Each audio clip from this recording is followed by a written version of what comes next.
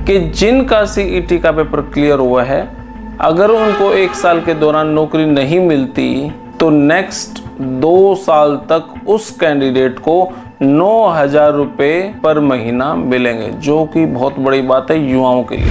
महिलाओं के लिए अगर वो चाहते भी हम होम डिस्ट्रिक्ट में रह कर काम करना चाहें, हमारी ट्रांसफ़र, हमारी बदली या हमारी ज्वाइनिंग हमारे होम डिस्ट्रिक्ट में हो, तो उनके लिए रास्ता खोल दिया। उनकी ज्वाइनिंग उनके एरिया में, उनके ज़िले में कर दी जाएगी।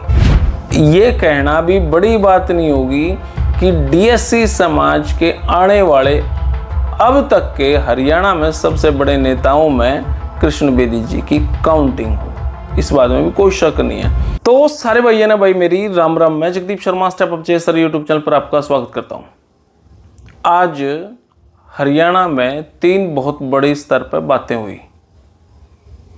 पहली बात जिस पर मैंने वीडियो बनाई सीईटी का मामला, और सीईटी के मामले पे ये कि जिनका सीईटी का पेपर क्लियर हुआ है, अगर उनको 1 साल के दौरान नौकरी नहीं मिलती तो नेक्स्ट 2 साल तक उस कैंडिडेट को 9,000 रुपये पर महीना मिलेंगे, जो कि बहुत बड़ी बात है युवाओं के लिए। इस पर मैंने वीडियो बनाई है, वो आप देख सको भाई, इससे पिछली वीडियो थी। दूसरी बात, ग्रुप सी और ग्रुप डी, इन 2 कैटेगरी में जिन महिलाओं को नौकरी मिलेगी, वो महिलाएं अगर चाहें, उनकी इच्छा है, अगर वो महिला चाहें कि भाई हमने हमारे डिस्ट्रिक्ट में कहीं ना कहीं अपॉइंटमेंट मिल जाए, ज्वाइनिंग हो जाए, तो उनके लिए रास्ता खोल दिया है। महिलाओं के लिए अगर वो चाहते भी हम होम डिस्ट्रिक्ट में रह कर काम करना चाहें, हमारी ट्रांसफ़र, हमारी बदली या हमारी ज्वाइनिंग हमारे होम डिस्ट्रिक्ट में हो, तो उनके लिए रास्ता खोल दिया। उनकी ज्वाइनिंग उनके एरिया में, उनके ज़िले में कर दी जाएगी। ये थी खबर नंबर 2। खबर नंबर 3, डीएससी समाज। अब बहुत सारे भैया ने डीएससी समाज के बारे में शायद नहीं पता होगा, हालांकि इसकी एक्सप्लेनेशन वीडियो बनावांगे, बहुत बड़ी पूरी एक्सप्लेन करांगे, उसमें आप समझ जाओगे। फिर भी जिनको नहीं पता है, बेसिक से मैं कॉन्सेप्ट बताऊं। एक ओबीसी समाज है। ओबीसी समाज में 2 कैटेगरी बना रखी, ए और बी। मान लो उनको 10% का आरक्षण है, तो 5% ए को मिलेगा और 5% बी को मिलेगा। अभी तक एससी समाज को इस तरीके का कोई आरक्षण नहीं, मतलब एससी समाज को आरक्षण तो था, लेकिन इस तरीके की कैटेगरी नहीं थी। तो उसमें कहीं ना कहीं खबरें ये आई थी कि कोई 1-2 कास्ट ही ज़्यादा आरक्षण का फ़ायदा ले पा रही थी, और न्यूट्रल पैरेलल सभी एससी समाज के बिरादरियों को फ़ायदा नहीं हो रहा था। तो ये मामला सुप्रीम कोर्ट गया। सुप्रीम कोर्ट में भी हाई बेंच पे गया, ट्रिपल बेंच पे शायद इसकी सुनवाई हुई।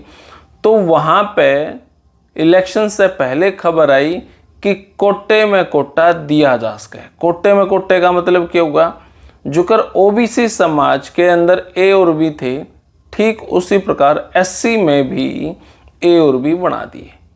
एससी समाज के अंदर भी अब जो डीएससी ये कैटेगरी बना दी। अब इसका फ़ायदा क्या होगा, अगर 10% आरक्षण था तो 5% ए को मिलेगा और 5% डीएससी को मिलेगा।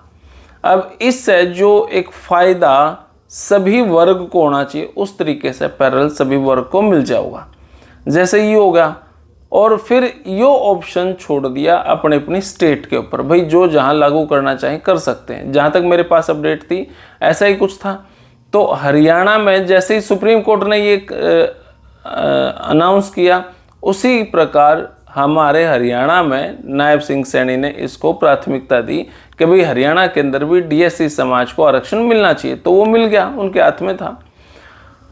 अब जब हरियाणा के अंदर इसकी बात चली डीएससी समाज की, तो डीएससी समाज के लिए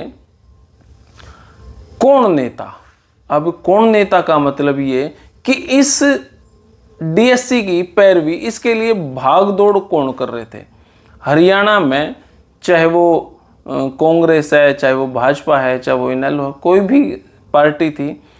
लेकिन इसके लिए जहाँ तक मेरे पास अपडेट थी, इसकी सबसे ज़्यादा भाग दौड़, इसके बारे में सबसे ज़्यादा सोचा कृष्ण बेदी ने था।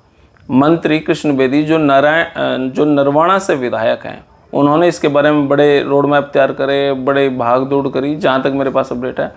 तो कहीं ना कहीं भाजपा कामयाब रही और भाजपा में अब इसकी बागडोर का मतलब है, कैसे कहूँ, बागडोर डीएससी समाज की बागडोर नायब हमारे कृष्ण बेदी जी के पास में है। अब 24 तारीख का डीएससी समाज ने नायब सिंह सैनी का धन्यवाद करने के लिए, हमारे मुख्यमंत्री नायब सिंह सैनी जी का धन्यवाद करने के लिए 24 तारीख को रैली करी है, रैली का प्लान बनाया है। रैली होगी जींद के अंदर 24 तारीख को, इस 24 को। तो किसकी अध्यक्षता में रैली होगी? वो है कृष्ण बेदी जी। अब कल मैं कृष्ण बेदी जी का एक मीटिंग थी पंचकुला, जो साकेतड़ी गांव है पंचकुला में, वहाँ पे भाजपा का कार्यालय है, तो वहाँ पे मीटिंग चल रही थी भी इस प्रोग्राम को कैसे किया जाए, तो उस पर चर्चाएं चल रही थी। वहाँ पे नारे लग रहे थे, कृष्ण बेदी जिंदाबाद, कृष्ण बेदी जिंदाबाद, कृष्ण बेदी। मतलब इसकी कहीं ना कहीं बड़ी भूमिका कृष्ण बेदी जी की भी रही है। मैं जब 1-2 बार नरवाना में गया हूँ तो वहाँ पे डीएससी समाज के खूब लोग कृष्ण बेदी जी से मिलने लग रहे थे, उनका धन्यवाद करने लग रहे थे। तो कहीं ना कहीं डीएससी समाज की अहम भूमिका कृष्ण बेदी जी भी निभाने लग रहे हैं। ये कहना भी बड़ी बात नहीं होगी कि डीएससी समाज के आने वाले अब तक के हरियाणा में सबसे बड़े नेताओं में कृष्ण बेदी जी की काउंटिंग हो, इस बात में भी कोई शक नहीं है। अभी तक एससी समाज की अगर बात करें तो उनकी पैरवी बीएसपी पार्टी क्या करती, या जो अभी रावण है, मतलब पूरा नाम मैंने पता नहीं, वो इनकी भागदौड़ में लग रहे थे। लेकिन अब एक जो तीसरी बड़ी तैयारी है वो अब कृष्ण बेदी जी के हाथ में है। मतलब कृष्ण बेदी जी बड़े स्तर पर पैरवी भी कर रहे हैं। अब जब कल और बहुत सारी मीटिंग में चर्चा हुई होंगी, तो आज विधानसभा में क्या हुआ? विधानसभा में बयान आया कि एससी समाज में जो डीएससी वर्ग है, डीएससी वर्ग को आज से या पहले से ही इनको आरक्षण तुरंत प्रभाव से लागू कर दिया गया है। इसमें एक बात और सुनने में आई है, अब अगर किसी वैकेंसी का रिजल्ट आना बाकी है, कोई भी वैकेंसी हो जिसका मान लो कि भी उस वैकेंसी का रिजल्ट आना बाकी है, तो उस वैकेंसी के अंदर डीएससी समाज का अलग से एक प्रॉफिट मिला होगा, ऐसा हो सकता है। अब आगे जितनी भी वैकेंसियां, जितने भी प्रॉफिट होंगे एससी समाज को, वो प्रॉफिट में 50-50 पार्टनरशिप डीएससी समाज की होगी। हालांकि 100% डीएससी समाज को इसके फायदे का नहीं पता होगा, लेकिन 90% डीएससी समाज इसका इतना ज़्यादा फ़ायदा उठाएंगे जो कोई सोच नहीं पाऊंगा। तो डीएससी समाज के लिए सबसे बड़ी खबर ये है कि आज उनको आरक्षण मिलना शुरू हो गया है, और अब डीएससी समाज के जितने भी लोग हैं वो कृष्ण बेदी जी से जुड़ने लग रहे हैं, और उसके फायदे जो लीगली मिलने चाहिए वो अब लेने भी लग रहे हैं। तो मैं ज़्यादा पैरवी नहीं कर रहा हूँ, लेकिन मैं बताऊँ डीएससी समाज से जो लोग हैं, आपने कुछ भी जानकारी चाहिए हो तो आप कृष्ण बेदी जी से संपर्क करें और उनसे इस बारे में डिटेल ले सकें भाई। फिलहाल यह छोटी सी वीडियो आपने किसी लगी कमेंट बॉक्स में राय दे। तब तक के लिए धन्यवाद। जय हिंद, भारत माता की जय। थैंक यू मेरे भाई।